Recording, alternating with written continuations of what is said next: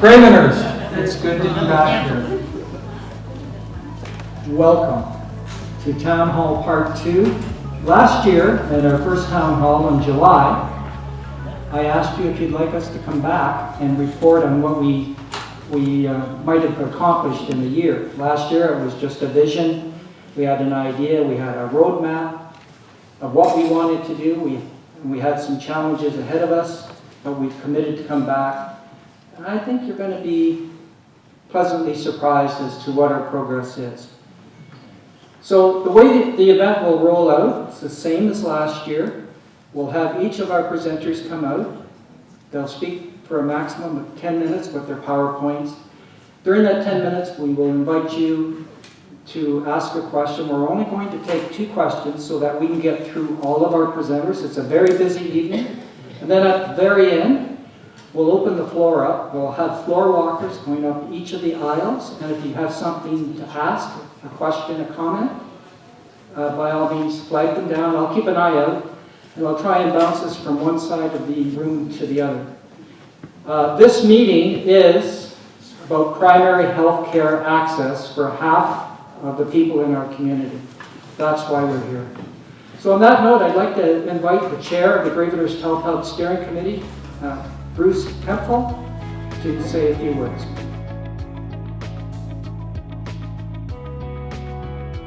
Okay, so a year ago we sort of outlined what this project was going to try and do. And we described phase 1 as a startup of the construction at the Gravenhurst Cottage Country Family Health Team facility. And so we also outlined that we thought that phase 1 was going to be $750,000, and we had already started on the fundraising there. Let me tell you that the fundraising for phase 1 was completed several months ago. The construction on phase 1 began many weeks ago and is about to be finished next week. Wow.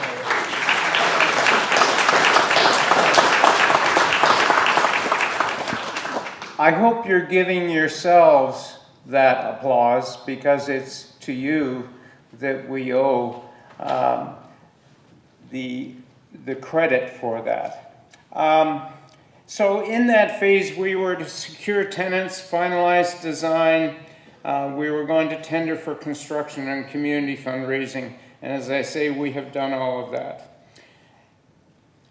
The phase 2 was pegged at about $450,000.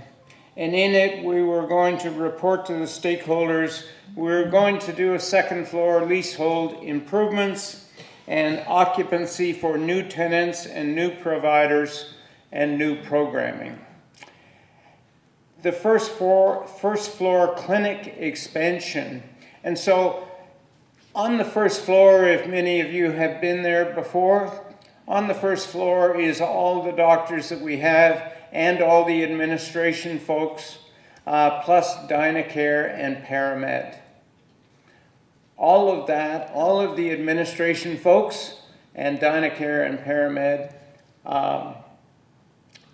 one of those is going upstairs.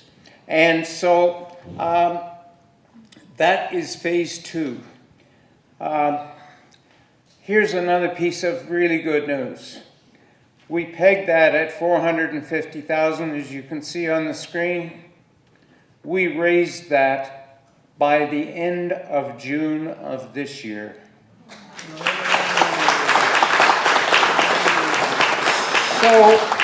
So we, along with all of Gravenhurst, have raised $1.2 million in approximately 14 months.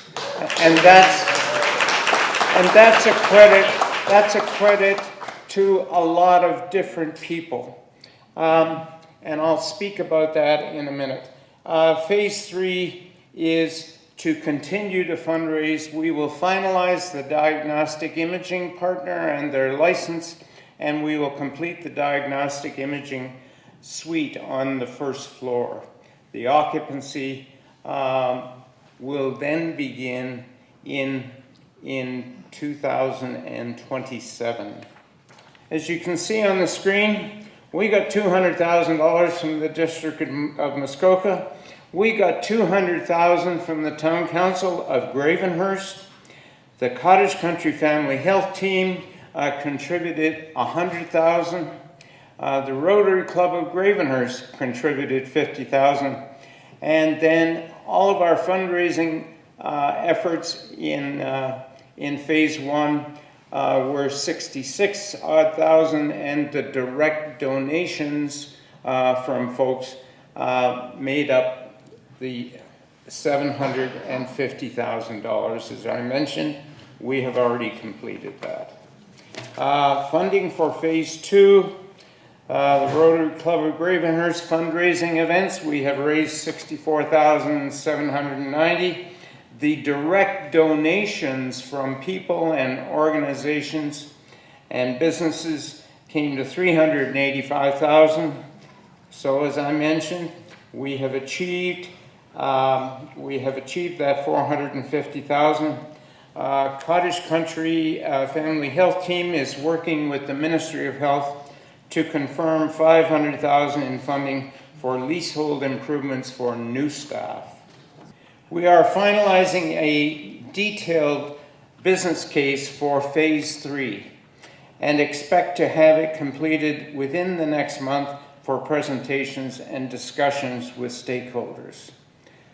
Now, the business case is a little complicated because diagnostic imaging requires us to have a partner who not only has a license for diagnostic imaging, but is prepared to supply all the equipment. We just don't know what the size of the footprint of that's going to be yet, and so we have not yet finished off the business case. The fundraising is continuing while this work is completed, and the numbers will be firmed up after architectural drawings are completed, and any savings from phase one and two will go into phase three.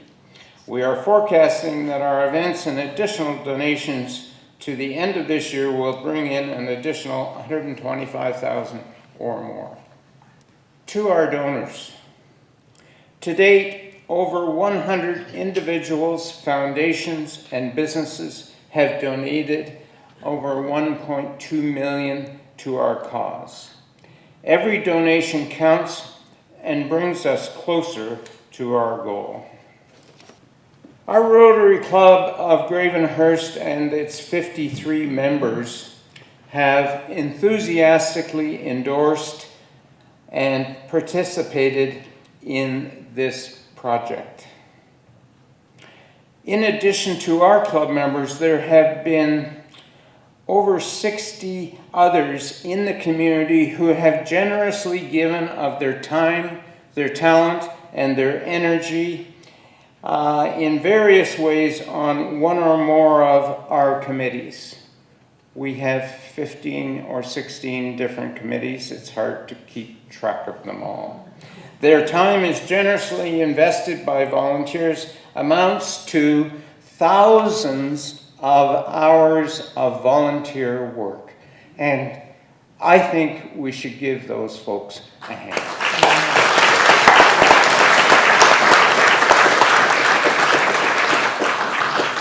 Each event that we do, of course, is a project in and of itself, and it often requires permits, extensive marketing and communication, and planning and logistics, volunteer coordination, all those things that you would expect. We have a long list of fundraising events coming up, and on July 30th we will be doing another fundraising at barbecue at Sobeys. On the 13th of August we have an Lexicon annual golf tournament where we have been chosen as one of the 5 national recipients that they will award. And then on the 14th of August, we're going to have the Winona 2 Legacy Cruise. September 16th, the Skyline people, who are the developers of the South End, they are having an annual golf tournament, and they have chosen us as one of their 5 national recipients. And so we have 3 other events that you can see up there on the screen. We have a Paint Gravette Island thing that will be done at Boston Pizza. There was a lip sync event going to be here, and a paranormal project. And so I can answer 2 questions. Does anyone have a question? Thanks for all the work you guys have been doing. It's amazing. I have a question, though. I don't see any money from the provincial government. Okay, our next speaker is the MPP for our riding, and he will fill you in detail about that. Suffice it to say that we have received funding from the provincial government in terms of operational dollars. Thank you.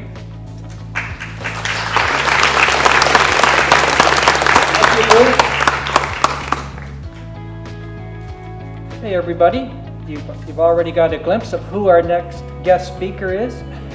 And I'd like to introduce MPP Graydon Smith from Parry Sound, Muskoka. Graydon?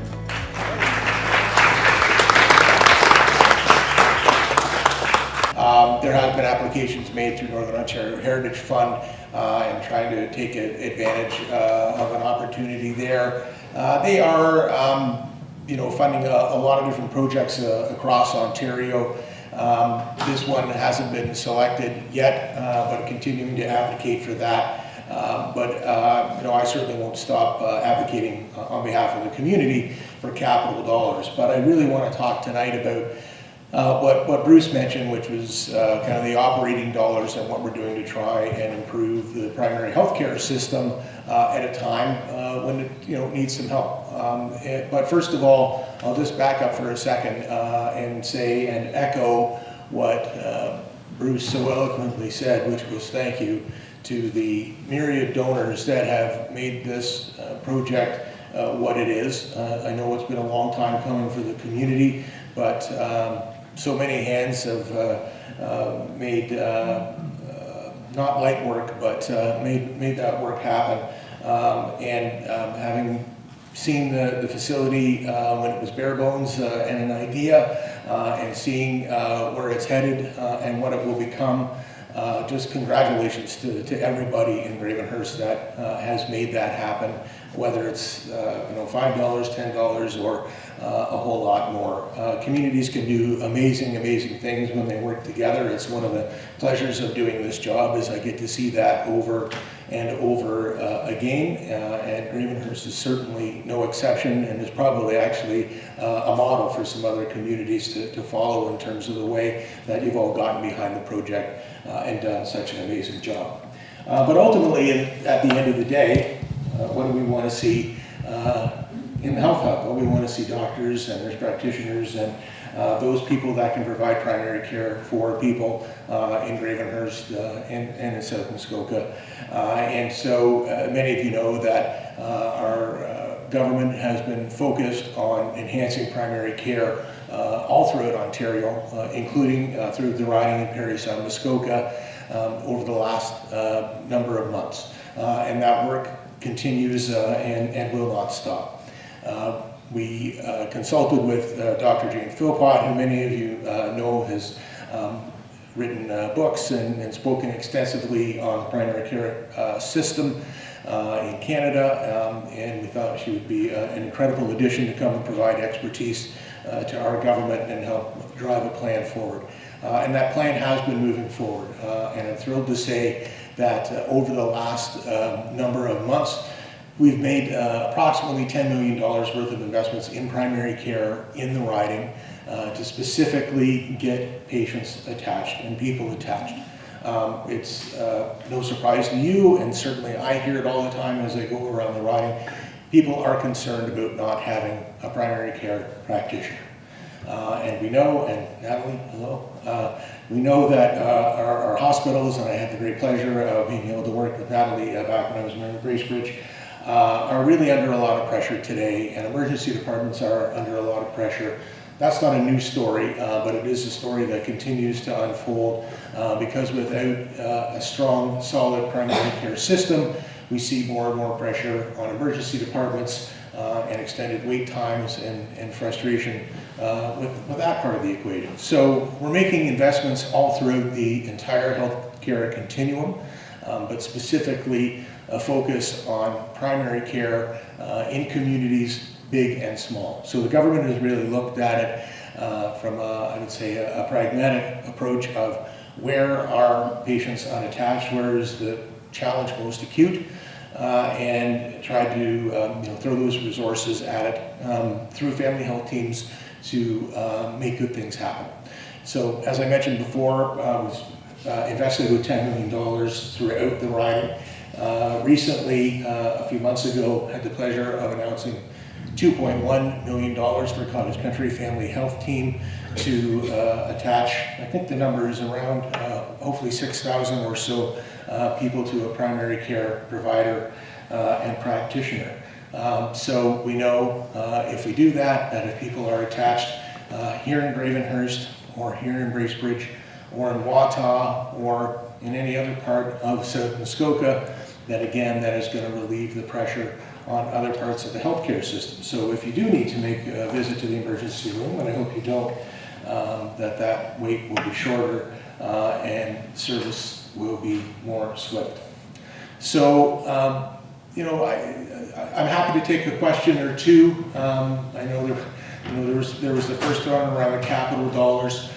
I think one of the things I'll just say quickly that within the system, there is an opportunity for communities to really kind of take charge of what they want to see in their communities. And again, that's happened here. And I view that obviously as a positive, not only for Gravenhurst, but it's a challenge if the expectation is that the government will do 100% of every single thing within the system. I think a challenge for communities because then it becomes prioritization, then it becomes where are we in the queue, when is it going to be our turn, all of that. And it doesn't really matter how many dollars are in the system.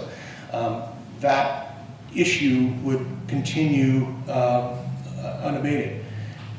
When a community is able to say, we're going to put the elbow grease and the money behind a capital project like this, I think it certainly makes it easy and easier for the government to recognize that and put those operating dollars behind it. And remember, those operating dollars isn't just a one-time investment. The operating dollars are investments that go on and on and on. And the doctors that will practice here and the buildings that occur through that practice go on and on and on. So healthcare, of course, makes up a massive part of the budget of the government of Ontario, by far the single biggest item. I think we could probably spend the entire budget on healthcare, if we so decided to. But there's a huge amount of services, a huge amount of competition for services from the public, and so we want to make sure that healthcare is getting the attention it needs and it deserves. That's why we have made the investments that we have, again, not only in the riding, but throughout Ontario in primary care. We have a goal, we have a very clear focus to get people attached over the next few years. And I'm so glad that, and so honored that I have the opportunity to advocate for you as part of that conversation to make sure that this incredible new facility that will be here is full of practitioners, is full of those that will make a difference to individual lives and to the healthcare of the community writ large. So thank you very much. I brought notes once again. I didn't use the notes, so I probably forgot a thing or two, but I'll just end again with a thank you and congratulations to everybody for doing the amazing amount of work that they've done. It's really going to be a special facility. I think it's really meeting the moment in terms of where healthcare is, where the province is and the way that we want to get funding flowing to communities to improve healthcare. So it's a great opportunity to take together. Thank you very much.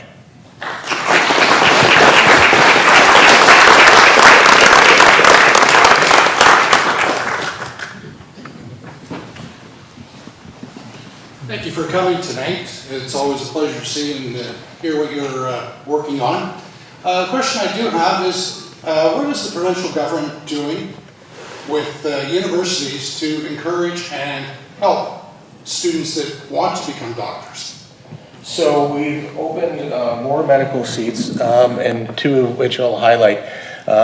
First of all, through the Northern Ontario School of Medicine, enhanced the number of seats through what's known as NOSM, if we want to start using acronyms. We know that students from the North often want to practice in the North.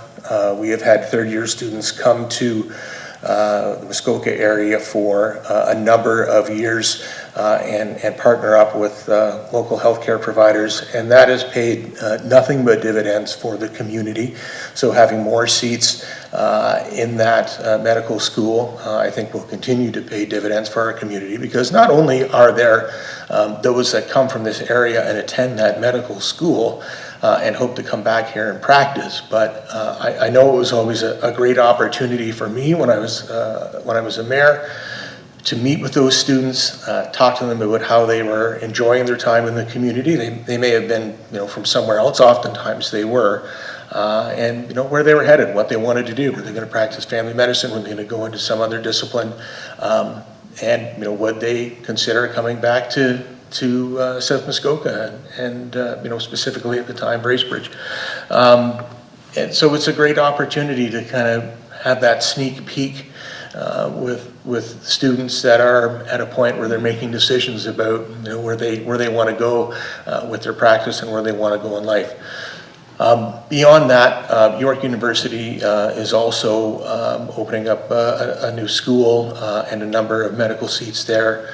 I'm sorry, I make stuff up from time to time, but I believe that's dedicated solely to family practice folks, and then more medical seats in Brampton as well. So we're continuing to expand the opportunities for practice in Ontario, for students in Ontario to ultimately lead to practice, and that practice being family medicine. Continuing to take opportunities around tuition support, around learn and stay programs to cover the cost of those students in both doctor and nursing programs, to make a commitment to certain geographic areas, and doing again the same in nursing. So a lot of different opportunities are being taken right now. And then, of course, we're trying to be an attractive destination for international practitioners that may wish to come to Ontario and find ways to work with them to expedite their credentialing and get to a point where they can practice quickly. Braden, we have a second question. Hi, Greg and Sandra Holsworth. Very familiar with this, being on the Minister's P5, to knowing Dr. Phil Potts. So I have two questions for you, and they're both related. One question. They're related. One question. Ask one and I hope I can answer it, and then we'll move on. Well, if not, hopefully the next team can. So $2.1 million was allocated, and you indicated about that releasing 6,000 from the wait list. Do we have the primary care doctors to look after those 6,000 patients? And then the last question was, how many in total are still on that list in Muskoka? I don't have the up-to-date list numbers. Of course, there's folks from the health team here tonight. Really the money is provided to the health team to come up with the plan, the ways and the means to help attract practitioners to the area. I believe the recruiter that is working with the health team is here tonight, and you may hear from him later if the agenda ahead was still correct. The strategy is kind of up to the local health teams. The money is allocated based on a plan that they provide and a pathway that they provide to say, this is how we can get to attach more people. So it's really funding what is a kind of a hyper-local health team plan. Yeah.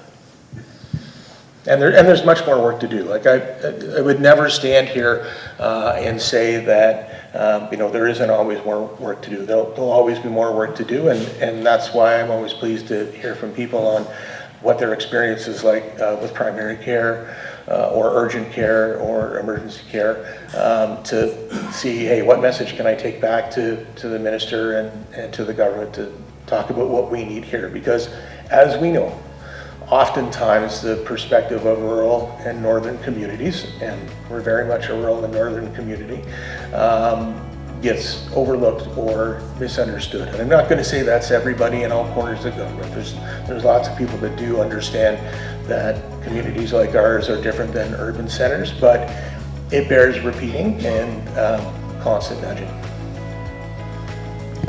Okay, thank you very much.